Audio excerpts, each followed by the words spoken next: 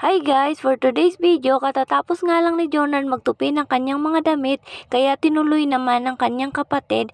At ayan nga si Jonard nagsusukat-sukat gamit ang metro dahil siya ay walang magawa. Pagkatapos niya nga magsukat-sukat ng aming hagdanan ay pinunta niya naman ang aming alagang aso upang siya ay makipaglaro. At dumating na nga ang in-order naming sapatos ni Jonard sa online at buti na lang ay eksakto sa kanya at magandang klase ang napili ng kanyang kapatid. Kaya sa sobrang tuwa ni Jonard ay sinukat niya kaagad ito.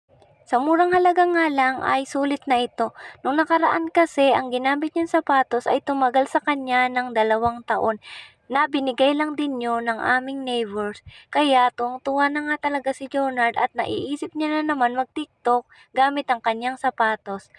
At dahil sa Lunes na ang start ng klase, sinimulan ko na nga rin labahan ng bag na kanilang gagamitin para sa pasukan. Okay pa naman tong mga bag na to kaya ang sabi ko, yun pa rin ang gagamitin nila. Hanggat okay pa kasi ang bag ay dapat yun lang muna ang kanilang gagamitin para hindi na kailangan bumili ng bago. Yung bag na nga pula na ito sa aking bunso ay binigay lang po ito ng aming neighbors.